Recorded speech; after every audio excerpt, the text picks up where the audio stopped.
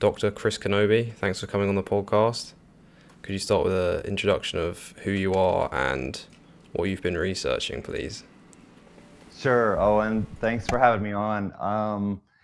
Yeah, so I'm a physician. I'm an ophthalmologist, specialized in ophthalmology. Practiced for about 24 years, and I through my own, just very briefly, through my own health struggles, which were mainly arthritis. I got interested in nutrition way back in 2011, and um, and was introduced to the work of Weston A. Price back in 2013, which kind of set the tone for the rest of my life, really, I think, because, Weston, for those who don't know, Weston Price's research connected processed foods and particularly refined flours, sugars, and vegetable fats, he called them, vegetable oils, to chronic disease. And from there, Owen, in late 2013, I hypothesized that processed foods might be driving age-related macular degeneration, AMD, the leading cause of irreversible vision loss and blindness in people over the age of 50 worldwide. And so I began to pursue that, and I was so convinced by about a year and a half later that I was on the right track that I left practice to pursue that research full time. And we investigated that hypothesis with data in 25 nations, and lo and behold, every single nation supported the data, supported the hypothesis that processed foods, which we used markers of sugar and vegetable oils as um, I should rephrase that, but as markers of processed food. And anyway, so we published that paper. I published a book regarding that and started a nonprofit foundation. And but it just kept recurring. The recurring theme to me, Owen, was that the vegetable oils are the primary drivers of all of this disease, and I just didn't see that was being covered all that well in either in the scientific literature or in the non-scientific literature. So I went public with that in 2019, really at the Ancestral Health Symposium. And I've kind of, had that changed a lot of things for me. And so there's been a lot of interest in what I do, I guess, over the past 4 years or so, which is primarily what I'm doing is connecting vegetable oils and processed foods to chronic disease. And by chronic disease, I mean everything from coronary heart disease to cancer, strokes, hypertension, type 2 diabetes, metabolic syndrome, Alzheimer's, dementia, overweight, obesity, macular degeneration, autoimmune diseases, and the list goes on and on and on. So Yeah. that's basically it, Owen. Yeah. So I'm sure if people have seen your work before that you've gone through a lot of the data for all of these chronic diseases were almost non-existent about 150 years ago. Just a quote I've got here, which is probably the most striking, I think, from your biggest presentation, well, by terms of YouTube views. The video, for people want to watch it, is really good. It's Diseases of Civilization, Are Vegetable Oils the Unifying Mechanism? And it's that we went from zero in 1865 to 80 grams a day, and this is an infinite increase in vegetable oil consumption. And you said that you don't think anything else even begins to compare to that change in the diet, which I think is very interesting because people now, these oils are said, well, by some institutions as heart healthy, and that animal fat is kind of causing heart disease. But I think a lot of people know that correlation doesn't equal causation, but to have a causation, you need a correlation. And then Right. you look at the Right. saturated fat, let's say, that's what a lot of people think is driving heart disease. Well, saturated fat's actually been going down and heart disease has been going up. So straight away from there, I mean, maybe it's playing a role, and maybe oxidized LDL, which we could maybe talk about, but you can't, from that, you can't really say that animal fat is causing heart disease if one's going up and the other's going down. Right. Yeah. And yeah, you're exactly right.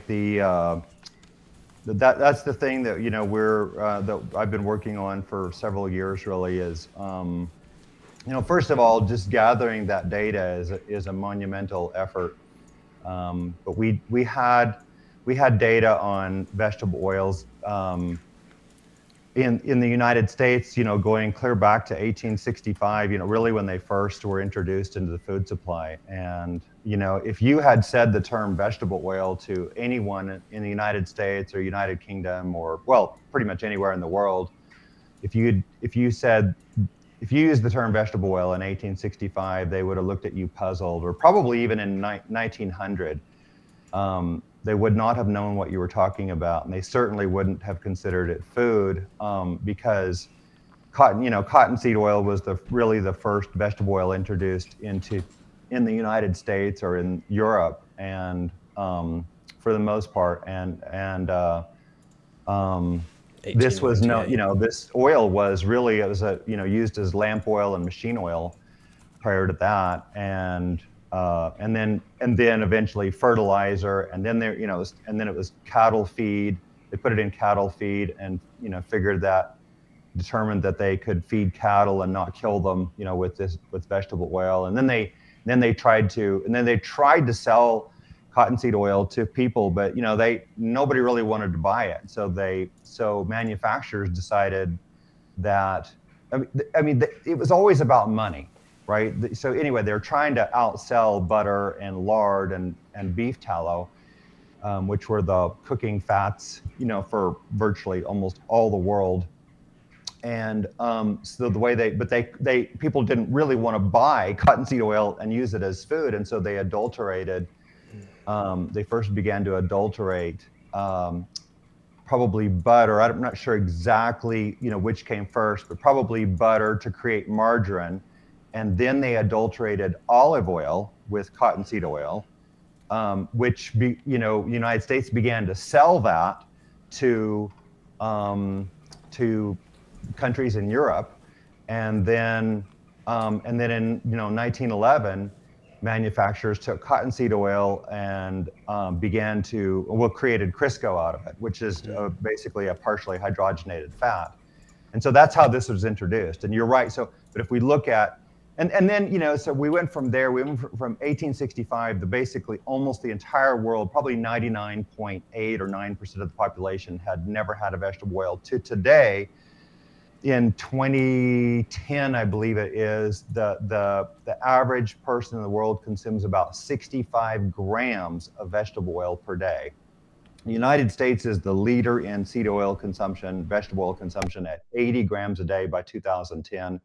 And with that, what we've seen is, as you alluded to already, almost all these chronic diseases, like coronary heart disease, was virtually unknown in the 19th century. There was 8 papers, there might be 8 or 9 papers on coronary heart disease in the entire century. Famous physicians like Sir William Osler never witnessed a heart attack in the 19th century, never. Macular degeneration, there was a few cases in the world. Obesity in the United States, it's the only country I know of that we have actual data, was 1.2% in men age 18 to 80. By 2018, obesity in the United States, 42.5%, with another 31.1% overweight. So total obesity and overweight, 74% of the population. Let's see, cancer. Cancer took the lives of 1 in 188 people in the town of Boston, Massachusetts, in the year 1811. In 1900 in the United States, cancer took the lives of 1 in 17 people. By 2010, cancer took the lives of about 1 in 3 people, 31.1%. What else? Autoimmune diseases were, by all accounts, probably very unusual, if not rare. So, diseases like rheumatoid arthritis, multiple sclerosis, Crohn's disease, ulcerative colitis. The list goes on and on. Anyway, there's over 100 of them. But anyway, these were rarities. Type 2 diabetes, probably the most important thing we should mention, was affected 2.8 per 100,000 people in the year 1890 in the United States. That was published by Sir William Osler in his first textbook of 1893. So that came from the data of 1890.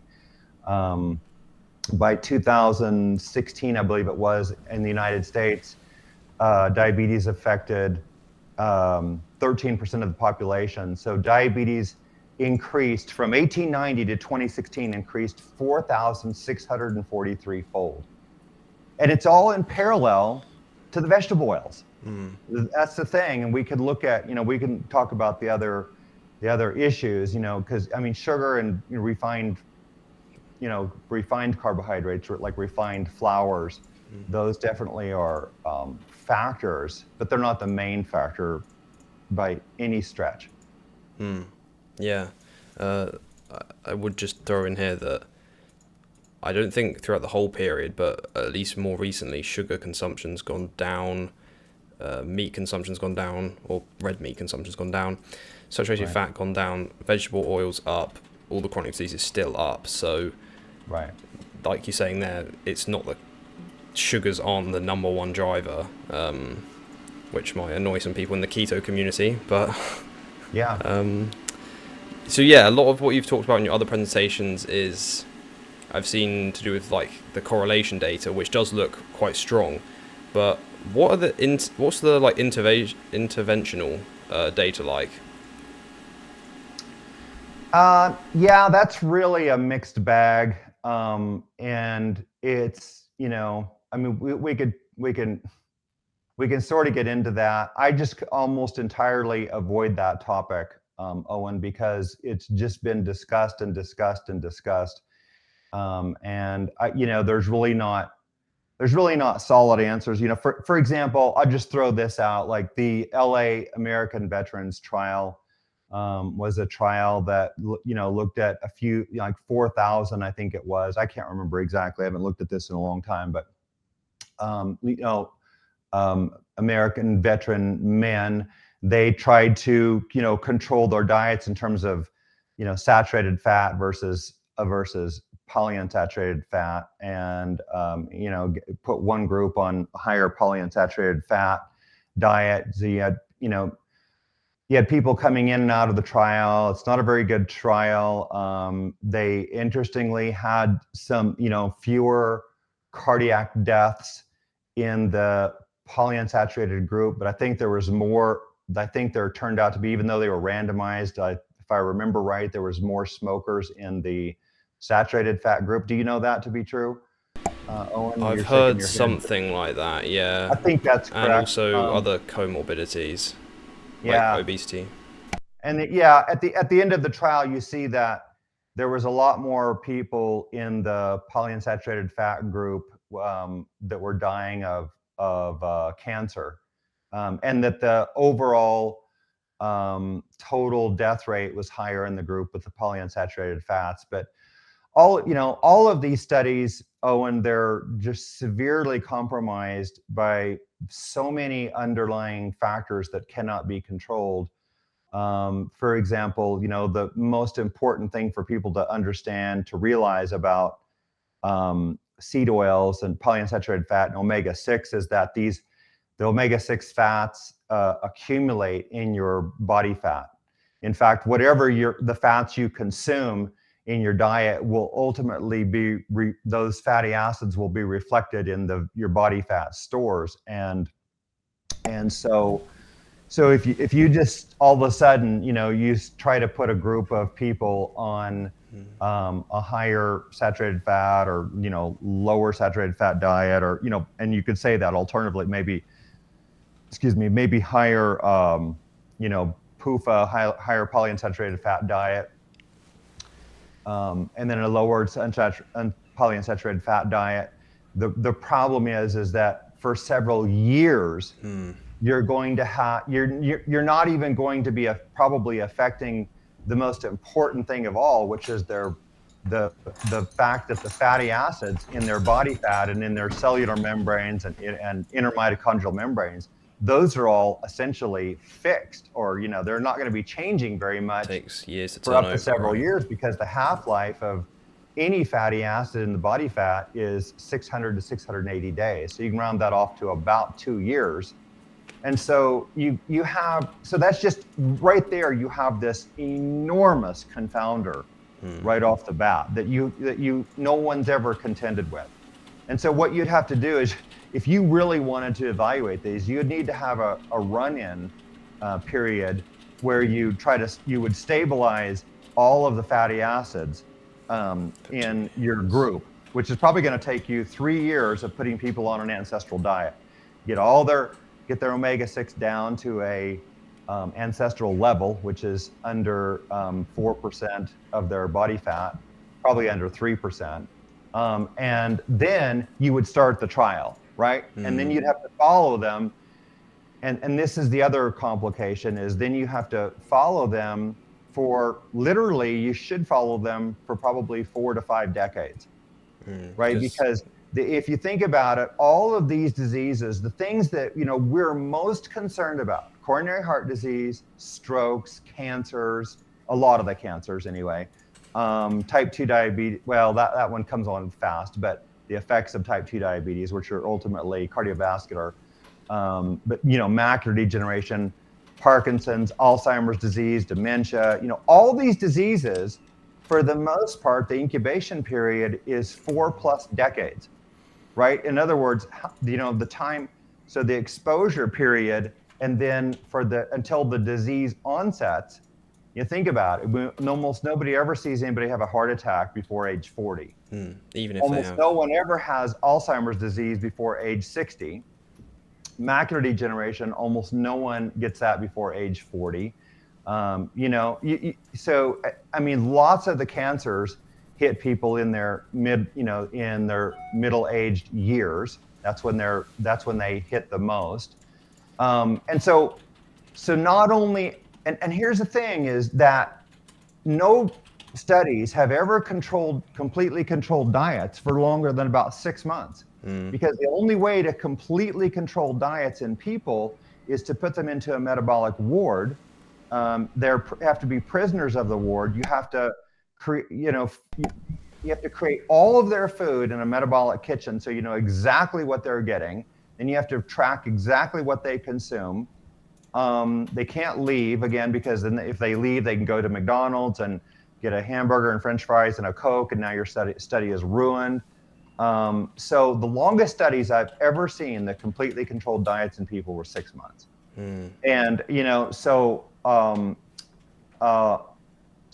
these other trials, like the Minnesota Coronary Survey, the LA American Veterans Trial, the Sydney or the Lyon Diet Heart Study. I mean, these all have added information, but there's severe complicating factors with all of them, and they haven't reliably answered the question in anybody's mind. And so what I rely on is it is observational epidemiologic evidence, because you can look at, and like we've just talked about, is the fact that you can look back 150 years at what we've been consuming in the United States. And we've got data going back to 1940 on vegetable oils and sugar in the United Kingdom, for example. And then you can track what happens at the population level. So it is observational, but you're never, ever, ever going to have an interventional study that's going to prove, give us answers about coronary heart disease, about most cancers, about macular degeneration, dementia, Alzheimer's. None of these diseases will we ever have a randomized controlled clinical trial that can answer the question. It's never going to happen.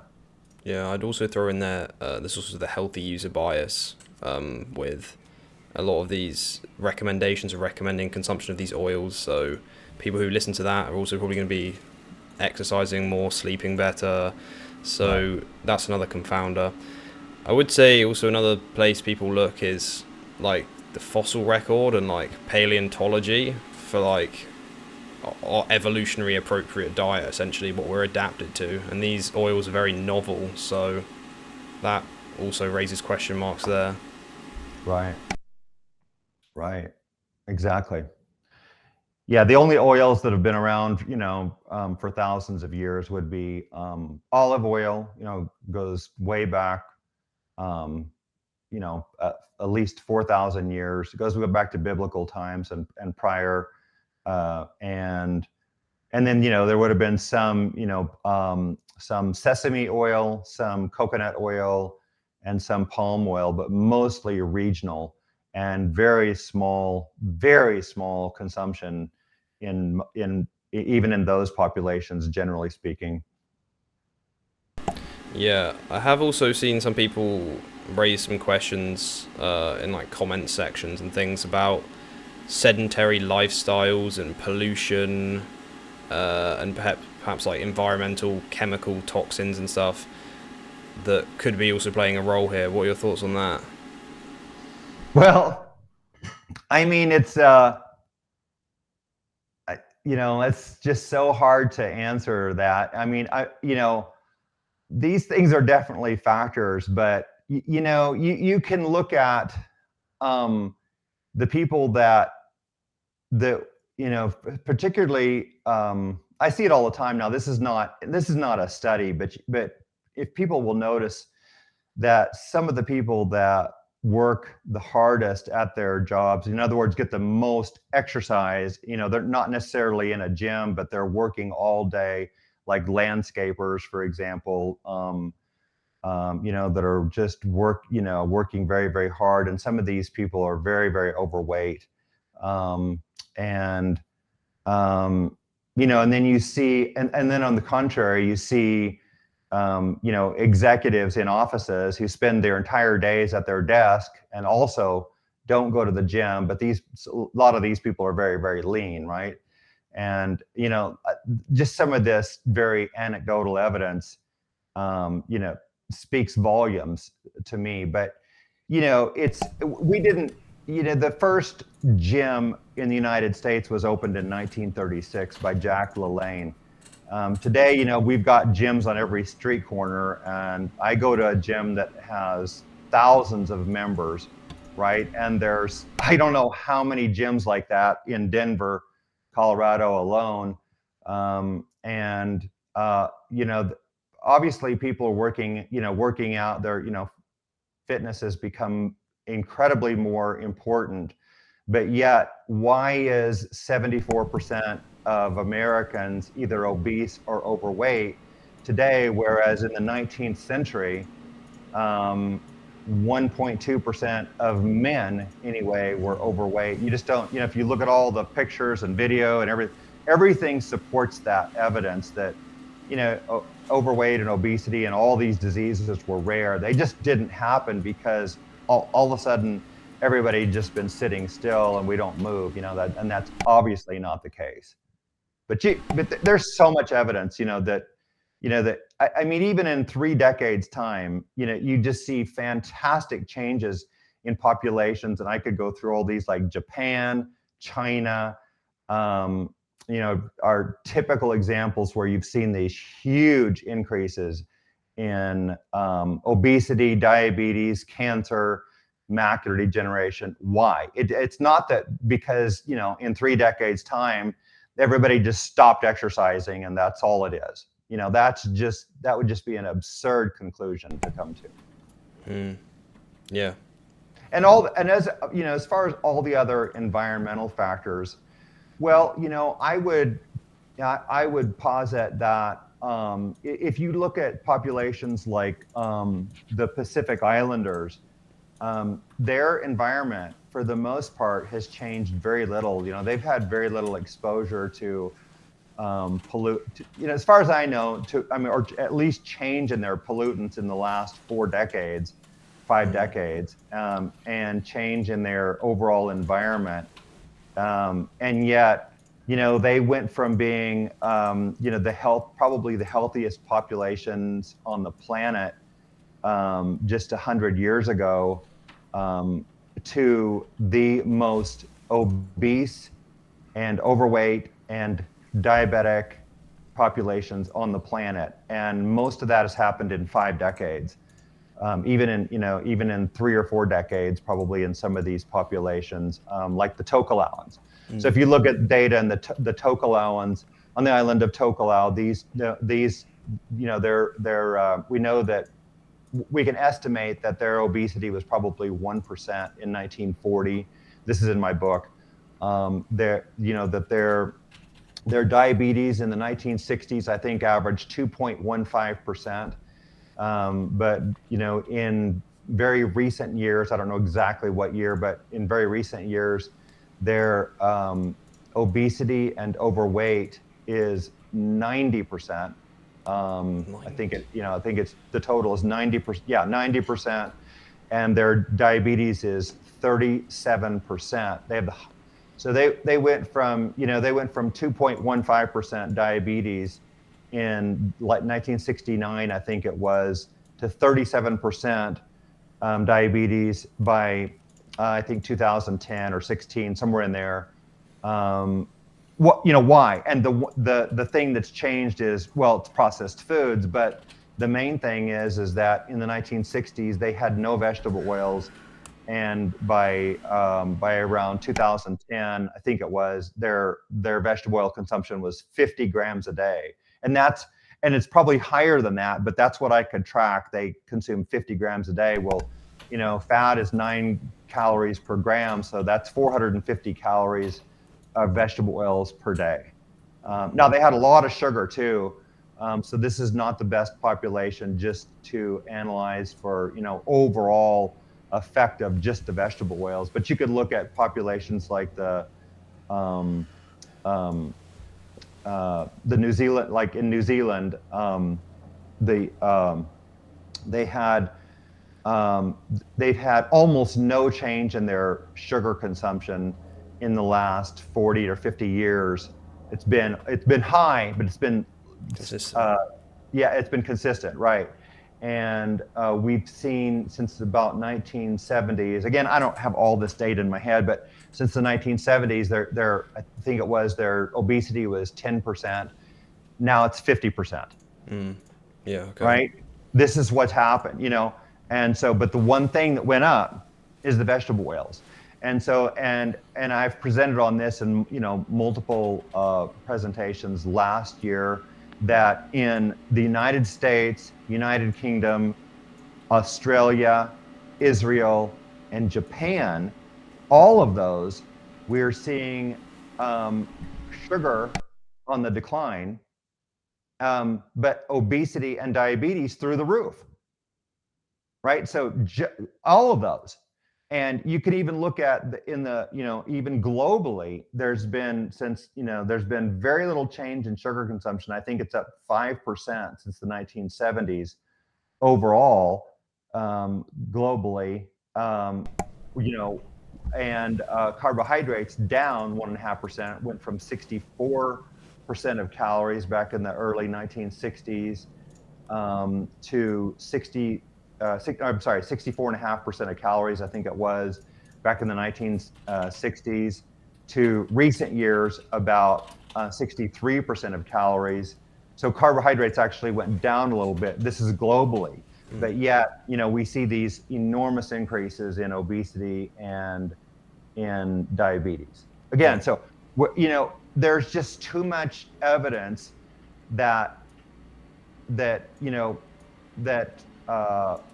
it's there's always this correlation between these obesity and these diseases with vegetable oils, and even inverse correlation, or you might call it negative correlation, with sugar.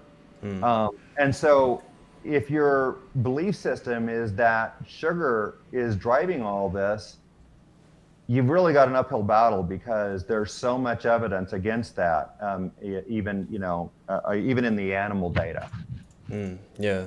You mentioned that some of that data was in your book. Just for anyone who wants to check that out, it's the Ancestral Diet Revolution, which launched last month, so people can check that out.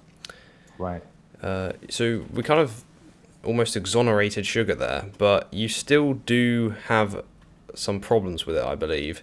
Oh yeah, In yeah, yeah. I think you said it was 80% of the problems are probably coming from the vegetable oils and trans fats, and then 15% from sugar and 5% from refined grains. So what problems do you see with sugar? And this is refined sugars, right? Not kind of Absolutely. Right. fruits or anything like Yeah, that. and Owen, I'm not exonerating sugar at all. Sugar is, and I've always maintained this since I've had any public platforms, which has been 7 years now, since 2016, is that I've always have said, the processed foods are four things: the refined flours, refined sugars, vegetable oils, and trans fats, essentially. And then you've got mystery ingredients, engineered ingredients, that these food scientists throw in there. But anyway, but you can kind of define processed foods by those four things.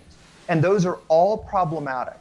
And I completely agree with Weston A. Price's research in the 1930s that showed that as people began to consume these foods, they developed all this degenerative disease, which began with dental decay and arthritis and cancers, primarily. And but the vegetable oil consumption in that day was very, very low, and so it wasn't, in Price's day, it wasn't such a big deal. But the problem with sugar and refined flours, to me, they're very, very similar because they're both nutrient deficient food. That's what they are. Yes, they supply calories, but you get, like in sugar, there's really no, added sugars. Again, I'm talking added sugar. So this is, table sugar, cane sugar, beet sugar, corn syrup, high fructose corn syrup, sugar sweetened beverages. All these are all sugar, and all of these add to the problem that we are already nutrient deficient. And so anything that you could replace, if you replace a bottle, a can of Coke or whatever, or a sugar sweetened beverage with a banana or two bananas, think how much of the minerals and nutrients, and there's B vitamins in there that you're getting that will benefit you.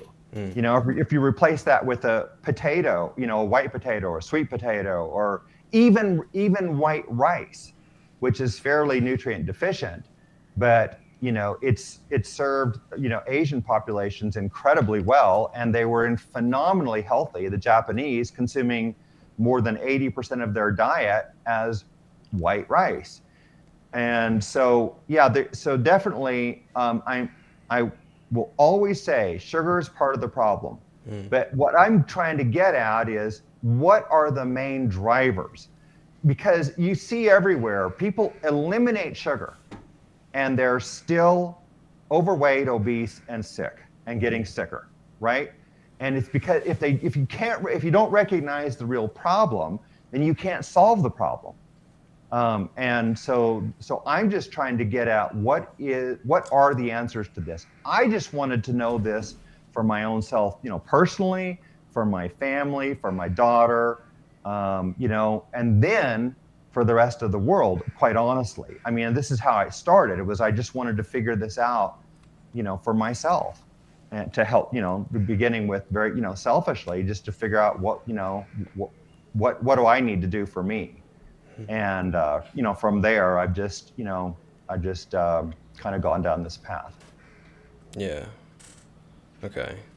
I do see people say that, like, especially if for like diabetics, or if you're consuming vegetable oils and sugar, if the vegetable oils are like messing with your sugar metabolism, then it's going to be throwing more problems in there as well. Are you asking if that, is that the case, or? Yeah, What you're saying? I think that's true. Is that right? That kind of if you're having sugar and vegetable oils, if vegetable oils are already messing you up, then the sugar's just adding more kind of damage in that combination together. Yeah, I think it's a dreadful combination. It's exactly what Americans are doing. I mean, if you look at the data, the data in the United States in 2010. This is data that's uncorrected for losses. So in other words, for plate losses or for wastage. But 32% of caloric intake in the United States was vegetable oils, and 21% was sugar. So right there, you've got roughly 50% of the diet in just those two things. With no nutrients. And I learned this from Lauren Cordain's book, The Paleo Answer, and I'm sure it was in his original book, The Paleo Diet, way back in maybe 2002. But I was first introduced to a lot of this through his book, The Paleo Answer, in 2011, and he showed way back then that that Americans were getting over 70% of their calories from these four things: refined flours, refined sugars, vegetable oils, trans fats. And I mean, this is basically processed food, and this was the problem. And this was the light bulb moment for me. I read his book, during a vacation back in 2011, and I was just stunned. And anyway, to this day, and I don't think I'll ever change my mind. These are the problematic foods. Sugar is part of the problem, but it's not the main part. Okay, yeah. Can we get into now a bit about what is making these oils so bad? Because I've heard a few different ideas that maybe they're prone to oxidation because they're polyunsaturated, that they're oxidized during production, but also I've heard about like plant sterols, which are kind of like fake plant cholesterol, I've heard it called. What do you think are the main problems, the vegetable oils? Like, how do they cause the problems? Yeah, good question. I always hit on this because we need to understand, at least to some degree, what are the biological mechanisms. And so the people have to understand, first of all, that, as I mentioned before, when you consume vegetable oils, they're high in omega-6 fat. And that omega-6 fat, the primary fat or called fatty acid, is linoleic acid, or LA. It's an 18-carbon omega-6 fat that represents about 90% of the omega-6 that is consumed in any diet. All right, it may be 80 to 90%, but in most diets, it's around 90% is made up of LA, linoleic acid. All right, so as I mentioned before, these will accumulate in your body fat and therefore in your cell membranes and your inner mitochondrial membranes, and it will remain there, with a half-life of, again, about 2 years. So it takes a very, very long time for you to change these in your body. Because these fats are unsaturated, that's why they're called polyunsaturated fatty acids, PUFA for short. The unsaturated fats are the most susceptible to oxidation. And you just need to think of, without getting into all of the biochemical detail, that oxidation is like rusting. So it's the equivalent of us rusting inside. And I can go into more detail about that if you want to. But that's a pro-oxidative environment. So when you fill up your body, your cells, with these fatty acids, you set up a biological milieu that is, first, pro-oxidative, second, pro-inflammatory, third, toxic, and fourth, nutrient deficient. So we've kind of talked about oxidation. We'll just say for now that's basically like we're rusting, and I can come back to that on. Second, it's pro-inflammatory. What do I mean by that? Well, and this is probably the most accepted evidence that and been known for decades. So when the omega-6s accumulate in your body, they're inflammatory because the omega-6 linoleic acid then is converted to arachidonic acid, and the metabolites of that are inflammatory prostaglandins, eicosanoids, leukotrienes, and thromboxanes. What do those do? Well, they're vasoconstrictive, they're inflammatory, and they induce clotting. So this sets you up for, what most people would say is all of the chronic disease, right? We've just named it there. Whereas, the opposing omega-3s that they're the opposite. You know, they're non-inflammatory. They counter inflammation essentially, and they cause vasodilation, and they prevent clotting, right? And so these are things like you know, the DHA. EPA and DHA, and Common they in ultimately fish. give rise to resolvins, protectants, and myrisins. All right, so that's kind of the inflammatory model that's extremely well accepted. Then you have the toxicity of the vegetable oils. Well, the vegetable oils, so again, we'll start with LA, you know, linoleic acid. When it's acted upon by a free radical in your body, and we create like 1 × 10⁻21 of just hydroxyl radicals in your body per day, you just have massive amounts of free radicals naturally. But the polyunsaturated fats are the ones that will become, they'll become oxidized. So the free radicals will react with those, create a lipid hydroperoxide, and those degenerate rapidly into what are called advanced lipid oxidation end products, or ALs for short. And these ALs are things like 4-hydroxynonenal, 4-HNE, or malondialdehyde, MDA, or carboxyethylpyrrole, or acrolein, and there's hundreds of others. And so these collectively are cytotoxic, genotoxic, mutagenic, carcinogenic, atherogenic, thrombogenic, obesogenic, and diabetogenic, right? So again, all of the chronic diseases, everything you can think of falls into that category, right? They're all, you know, one way or another created through, you know, atherosclerosis or this, you know, these inflammatory, carcinogenic, mutagenic factors, right? Well, where are they coming from? They're coming from vegetable oils that create these. So that's the toxic part of it. Fourth problem is, as I mentioned, the vegetable oils are nutrient deficient. So if you look at, you know, where do we get the most critical vitamins to get, and they're not easy to get, is vitamins A, D, and K2.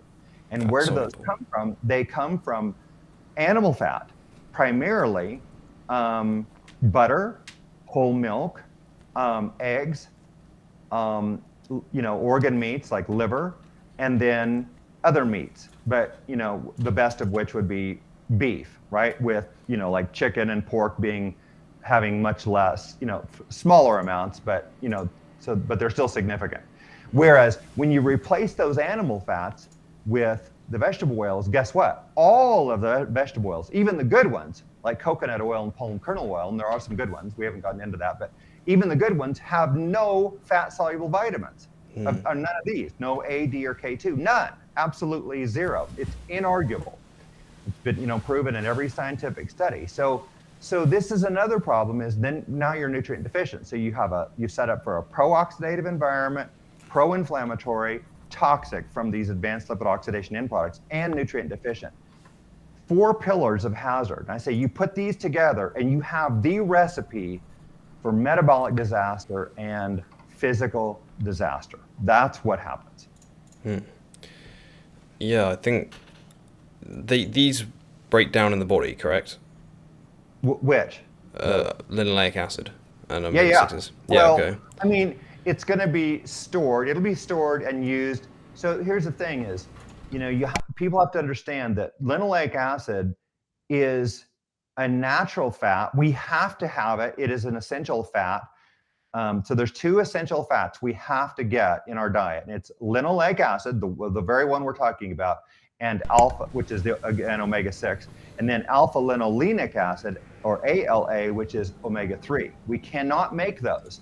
We can make all the other fats essentially, right? As far as I know, we can, or all the ones we actually need from those fats. Well, so linoleic acid is normal, it's healthy, we have to have it, it's essential, but we only need a tiny amount. We only need about 0.5% of our calories coming from linoleic acid.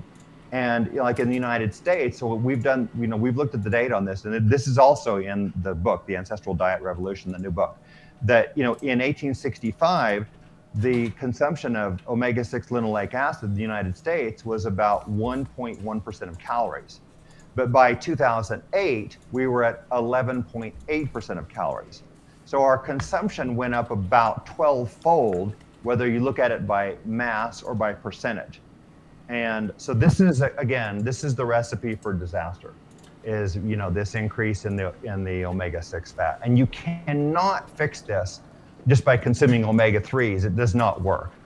Because, you know, you have, again, you're never going to fix that pro-oxidative, pro-inflammatory, toxic, nutrient-deficient environment just by throwing omega-3s on top of it. Doesn't work. And all the studies prove this. And in fact, even in the United States, the omega-3 consumption in the 20th century almost doubled, right? Because you get omega-3 in vegetable oils. Omega-3, you know, the omega-6 and omega-3s are high in vegetable oils. Okay. So they're not. That's not the problem. You know, you can't solve it by throwing omega-3s at it. It doesn't work. You can't fix it by supposedly fixing the ratio. You have to get the omega-6 out of your diet. Yeah, that was just something I wanted to check, because I've heard some people say that if you're eating like chicken and pork, which have been fed grains, essentially, yes, that maybe this isn't a problem. So just quickly, they accumulate the omega-6 in their fat, and then we eat it and it accumulates in us. Some people were saying that this probably isn't an issue, because as long as the meat you're not eating isn't rancid, then the fats haven't broken down, but they can then break down in your body later on. Right, yeah. So animals, so this is an important point, really. You know, because you can get the vegetable oils out of your diet, but you can still get substantial omega-6 that you shouldn't be getting from chicken, pork, and even eggs. So things that you would think would naturally be low. Well, because of the way we're feeding animals today in CAFOs, in concentrated animal feeding operations, those animals are fed corn and soy. And so monogastric animals, animals which include humans that only have one stomach, we cannot biohydrogenate the polyunsaturated fats into monounsaturated or into saturated fats. We can't do it. We don't have a stomach to do it.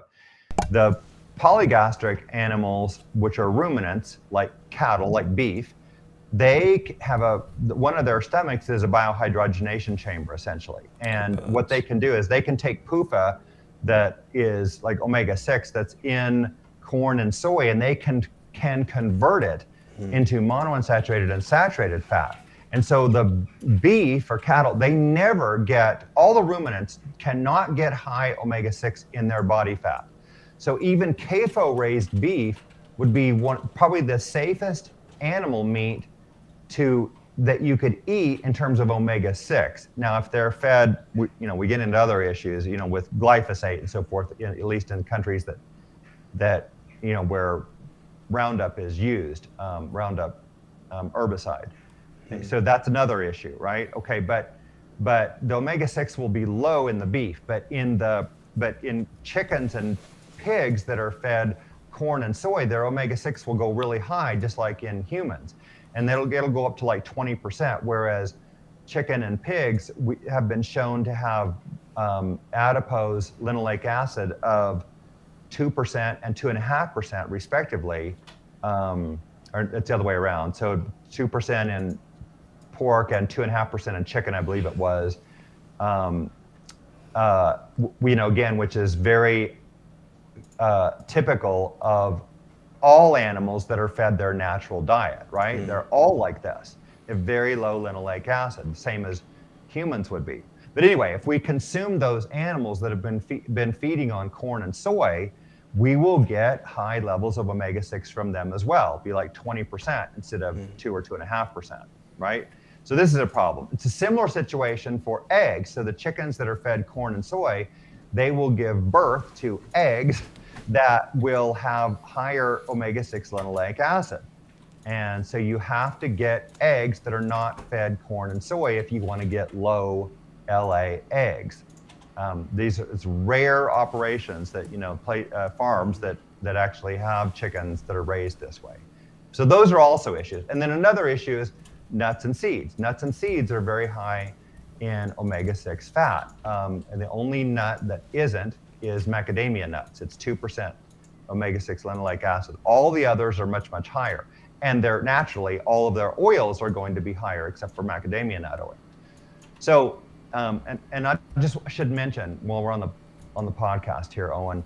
So the oils I think are just terrible, disastrous. Yes. Those are soybean, corn, canola, cottonseed, grapeseed, sunflower, safflower, and rice bran. Oils that are also high in omega-6 but not as disastrous would be sesame oil and peanut oil. All right. Then you've got, so those are all, I would say all of those are off limits. You need to get rid of all of those. The highly saturated fat oils, there's only 2 of them, really, that are readily available, in a lot of the world, and it's coconut oil and palm kernel oil. They're both about 2% omega-6 linoleic acid. All right. So those are safe, but remember, they're nutrient deficient. They don't have vitamins A, D, and K2. All right. Now then you've got the fruit oils like olive oil, which is about 10% LA, and avocado oil, which is about 14% LA. But olive oil is not reliably low in LA. It ranges from about 3% up to 22% omega-6 LA. And so you've got an issue there, but the bigger issue really is that authenticity or adulteration. It's been most of it's been adulterated in the United States and probably in the United Kingdom. In the United States, 79% of the olive oils cannot meet criteria set forth by the North American Olive Oil Association for good quality. So either they're adulterated or they've gone rancid, and so they're dangerous. So I don't consume olive oil at all. I consume, I tell people, just try to cook everything in butter, as much as possible. Just use butter, grass-fed butter, and you're going to be safe with that. Yeah. Okay, bringing it back to omega-3s quickly. I have heard some people say that too many omega-3s could actually also be problematic because I think that they're also fragile. They're also polyunsaturated. Can you talk a bit about that, please? Yeah, absolutely. I think it's a problem. We need it. The studies on omega-3s have even been harder to do because it's harder to separate those out. But the bottom line is, again, we probably need about 0.5% of our calories coming from omega-3 fat. It's probably even less than that, but it's a very tiny amount. And that's very easy to get. And no matter what food you eat, you will get omega-6 and omega-3 essential fats. And I don't care if it's white rice or bananas or apples or oranges, things you don't think most people would think don't have any fat at all. They have the fats, and you will get your essential fatty acids out of even those foods. So if you eat food, you will get your omega-6 and omega-3 essential fats, and you'll get enough. All right.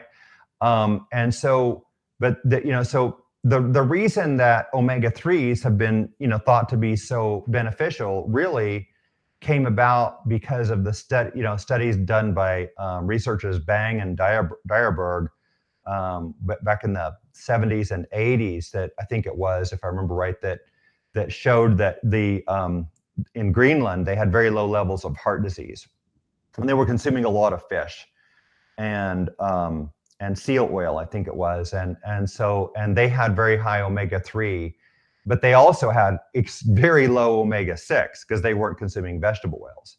And so this was touted as it was thought that it was really the omega-3s that were so beneficial, and so this began this whole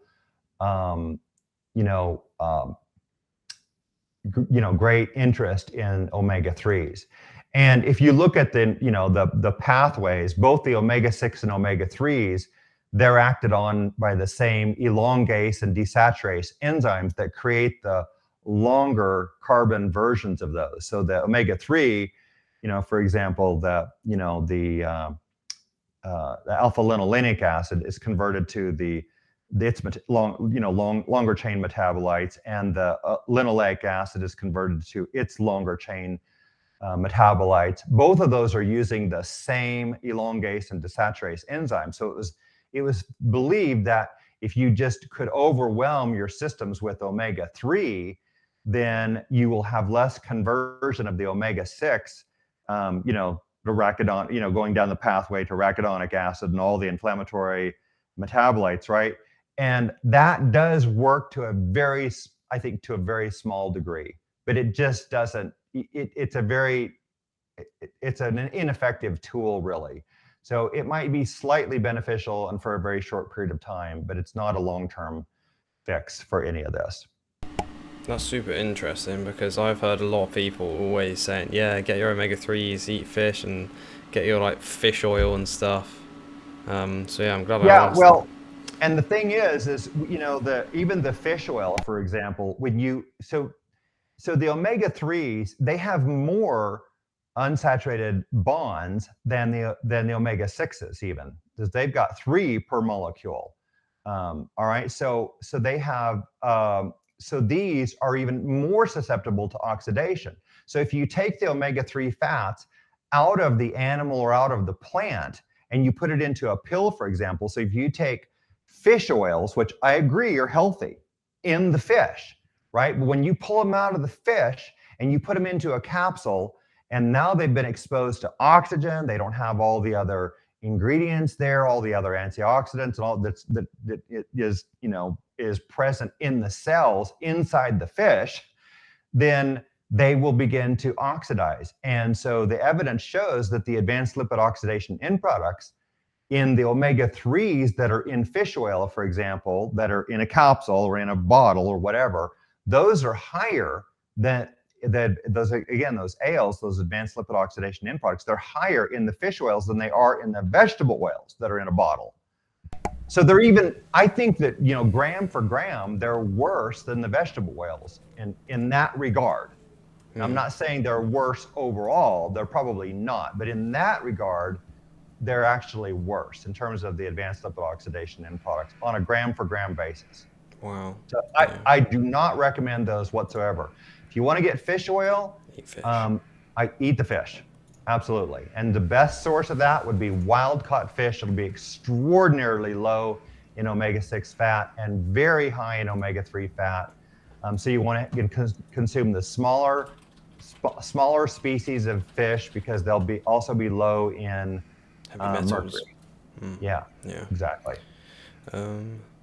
Yeah, because I've also heard, I don't know if there's anything really backing this up, that omega-3s might be problematic because they're in cold-blooded like fish, which are in the ocean, so they don't oxidize. But we're warm-blooded, so they're more susceptible to breaking down in humans than they would be in fish. Is there anything to that? You mean just because of the temperature differences? I think that's what they're getting at. Yeah, I really don't know, but it's... I doubt that's the biggest thing, to be honest. Yeah, I mean, let me just say this. I use the United States because we have some of the best data in the United States, and just, again, I mean, going way back, like into the 19th century, and we know that, that in the United States, obesity was bordering on rare. Coronary heart disease was unknown, macular degeneration unknown, Alzheimer's, dementia, all these basically unknown, right? But were the people eating fish? No. Very, very few of them had any access to fish.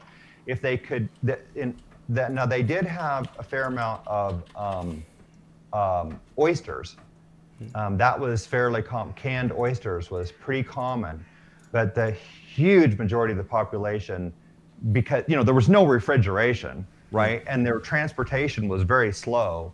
So unless you lived near a river or lake where you could fish, or you lived near the ocean, all the rest of the population had no access to regular seafood. Yet we didn't have any of these chronic diseases. So do we, and there's so much evidence for this around the rest of the world too. You don't need fish to be healthy. Is seafood healthy? When it's wild caught, absolutely. I believe that it is. Are there concerns about toxicities from, mercury, for example? Yes. I think you have to be careful about that. I think you should avoid the large species of fish, like tuna, shark, for example. Those are where you're going to get the higher mercury consumption. So that's a factor. But other than that, I just don't see that I think we can do extremely well with very small consumption of omega-3 fat, and you can get it all from beef, for example. Take it back every bit you need could come from just eating beef. Yeah, I was going to say, take it back to the kind of evolution, ancestral diet kind of thing. Well, exactly. If we needed fish to survive, then we probably wouldn't have done very well, because that means all the big civilizations should be on the coast, right? Well, that's not the case, so... Exactly. That's kind of the end of story there, really. Yeah. Exactly. This is maybe not so much about the diet, but I've read some interesting things about blue light and vision loss and I know you're an ophthalmologist. Is that causing damage to people's retinas and stuff like that? Yeah, I don't believe so at all. And that's been investigated. And by the way, my knowledge of this, Owen, I had not investigated that for years. All right. Okay. But there is absolutely no solid evidence that blue light is dangerous. And once again, if you look at, there's 80-year period of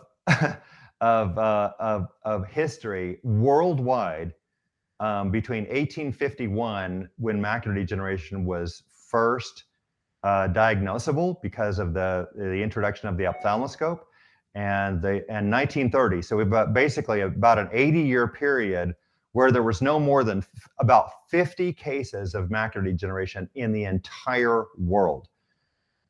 So the world's population has gone up, I think, since 1850. If I remember the numbers right, it's gone up about 5-fold.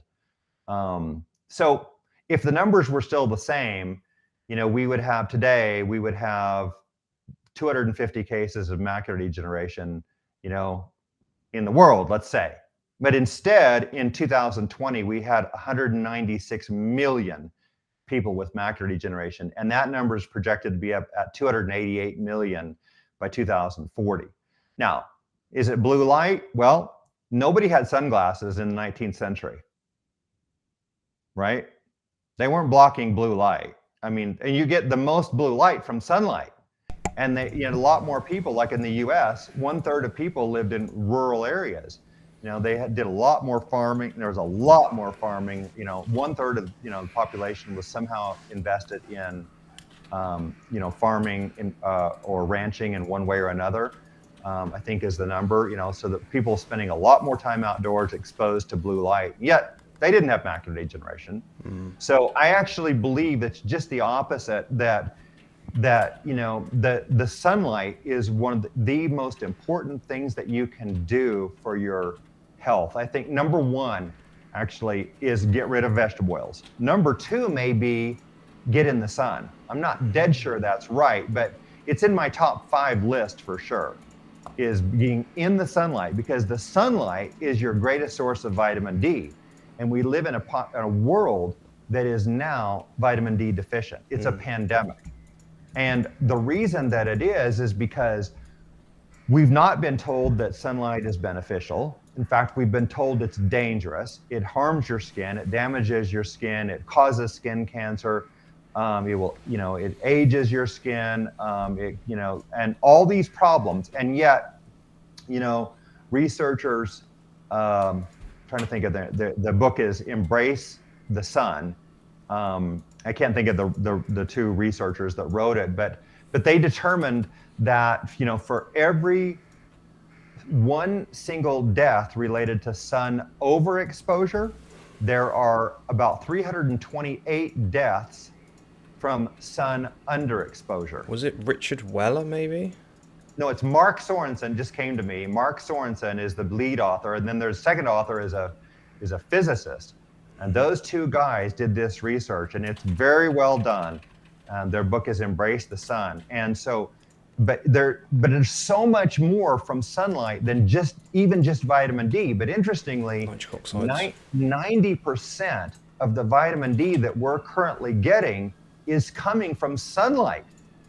Now that's a staggering figure to me, because I don't see people don't embrace the sun. They're avoiding the sun. And when they go out in the sun, they're covering up and they're using sunscreen and all that.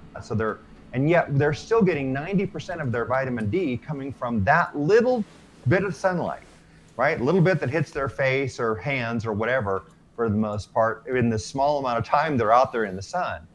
And all the evidence suggests that, that vitamin D deficiency is a huge player in all of this. And the evidence also shows you cannot fix this by taking it in a pill form. Yes. That does not work. And all the evidence, you can read Sorensen's book about that, and this is all published evidence. You cannot fix these problems with vitamin D in a supplement. The only thing that it might do is improve the status of bone density, but only up to when the vitamin D is up to 20, whatever the units are, micrograms per deciliter, I think it is. But up to that level, you could benefit your bone density, but beyond that, it has no benefit. I mean, in taking it as a supplement. Beyond that, I can't, I've not found that vitamin D supplementation does any good at all. Yeah, I'm really glad you brought that up, because I've literally been researching that recently for a video I'm making, and some people saying you need to be wearing sunscreen indoors, and I'm just like, oh my gosh. It's insane, some of the things, but I think you're right. Like, there's vitamin D is a big one, but like nitric oxides, which seems to lower like heart disease risk. Well, there's beta endorphins produced, which kind of makes us like being in the sun. It's very crazy, the amount of stuff that goes on with the whole avoid the sun thing. I know you said, I think you've got to go soon, right? Don't want to take too much of your time. Yeah, fairly soon. Can we also talk a little bit about how you think that macular degeneration, this is how you first kind of got into this, which is breaking down basically of the retina, is caused by processed foods. Yeah, can you talk a bit about that, please? Yeah. Well, so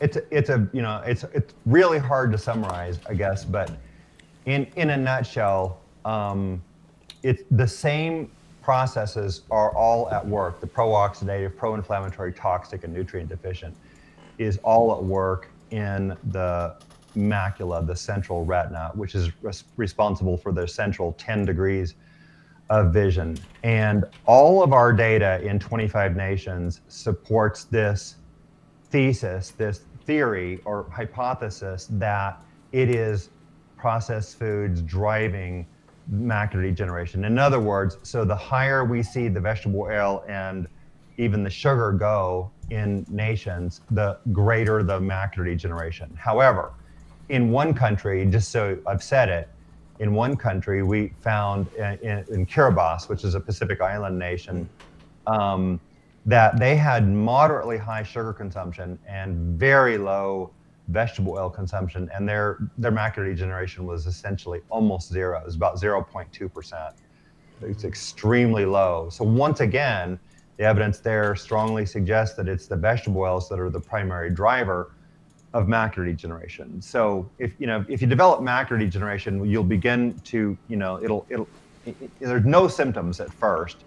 So you really need to be checked by your ophthalmologist or optometrist to diagnose it. And everybody probably should start getting eye exams when they're age 40 and above, even if you have perfect vision, to evaluate for this. But and everything else, glaucoma and cataracts and everything else, we should just have regular eye exams. But anyway, but the reality is that I'm absolutely convinced that it is processed foods that are the drivers of macular degeneration, and that eliminating processed foods will, based on a whole lot of anecdotal evidence that we've collected since I went public with this back in 2016, is that stopping all the processed foods literally halts the macular degeneration in its place. That's what we've seen so far in almost everyone that's done this. And so there's been hundreds of these people that have reported back to me since 2016, and they've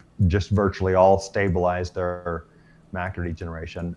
Now, this is not, I would advise everyone that if you have macular degeneration, you cannot necessarily entirely treat this with diet. If you have wet macular degeneration, the most dreadful thing you could do is try to treat it with diet and ignore the fact that you might need injections of anti-VEGF drugs to help to control that. Those can be vision saving. So you want to go see your ophthalmologist and go get your take your ophthalmologist's advice, and whatever he or she tells you needs to be done, you should do that. But you can change your diet on your own. But that's in a nutshell. I think it's macular degeneration is 100% preventable, and you can probably stop it in its tracks for the most part in the dry stages of macular degeneration with diet. Yeah, just one more thing I wanted to ask about in regards to the sun. Can sun exposure help with vision problems? I think so. I think that again, the sun exposure, as we've already talked about, provides vitamin D, nitric oxide, other factors. It's very beneficial. So we don't have any. I don't have any evidence that comes from scientific studies to tell you, a scientific study says that you need to be in the sunlight in order to treat your macular degeneration, for example. But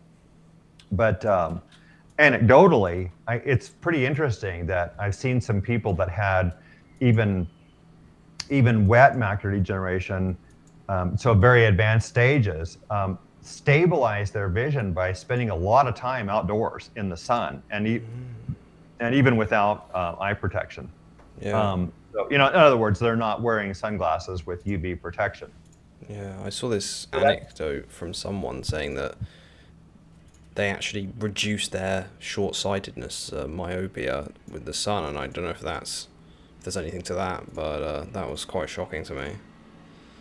Well, I definitely think it's possible in childhood. I don't think it's possible once adulthood has been achieved, because that would suggest that you've somehow changed the axial length of the eye, or some other factors about the eye, the mechanics of the eye. So I don't see how that's really possible as an adult, beyond age 21 or so. But in childhood, definitely all of these things play a huge factor in the development of myopia and astigmatism and refractive errors, essentially. Yeah, okay. Right, I think we'll round up here. I appreciate your time. So, for just stuff that people can take away from this is, if it's an oil from a seed or a bean or a grain, you probably shouldn't eat it. Get your fat-soluble vitamins, or vitamins A, D, E, K, from animal fats, and watch out for fish oil, and don't overconsume or just consume generally processed sugars and flours. Anything else to add to that? No, I just want to mention, this is our book, The Ancestral Diet Revolution. It is available at most of the online book retailers now. So Amazon, Barnes & Noble, Books A Million, all of those, it's getting around the world now, so probably is available. I'm available. We have we have two foundations, Cure AMD Foundation and Ancestral Health Foundation. We have a website for the former, but not the latter, the Ancestral Health Foundation. Will be coming soon. We also have Facebook pages for both foundations and Instagram for those. So, and then people can find me on YouTube and whatnot like this. But anyway, the big goal is to reach people with this message. So we appreciate you helping us to spread that, Owen. No, I'm glad I can, Chris. I've definitely learned some stuff today. So yeah, that's just to repeat. The book is The Ancestral Diet Revolution. It's on Amazon, a bunch of other places, and then I'll put the links to your websites and organisations. I believe people can donate, if that's correct, to support Right. your work. Right. Right. I Yeah. think, We thank you. yeah, because you're all volunteers, correct? Yeah, absolutely. Yeah. Well, there's no one paid in our organizations. I completely volunteer my own time. I have, now for 8 years, and I will continue to because I believe in this cause, and so do the other people that are part of our organization. So yeah, any donated funds from anyone, from philanthropists or anyone else, they all go to support operations. And ultimately, what we want to do is research around the world that will help to change allopathic medicine's view about all of this, because we need to start preventing disease instead of trying to treat it all once it's already there. That's what modern medicine is trying to do, and it doesn't work. So we need to. This is what we want to accomplish, and this is my life's goal: is to try to make a change in this, in a global kind of way. So anyway, so we appreciate you helping us, Owen. Yeah, no, I appreciate you, Chris. I think you're doing really important work, and you're one of the first people to kind of open my eyes to this. And I Oh, good. mean, people see the benefits, like there's lots of anecdotes. People say, oh, anecdotes don't count, but if you get enough anecdotes, that is data. And It is. yeah, Yeah. I think that's it. Yeah. I really appreciate you taking the time. I'm glad we could do this, and I'll send over when we're public. Okay. Okay. Sounds great. Thank you so much, Owen. I appreciate it. Thanks, Chris. Have a good rest of your day. Okay. You too. See you later. See ya. Okay. Bye bye.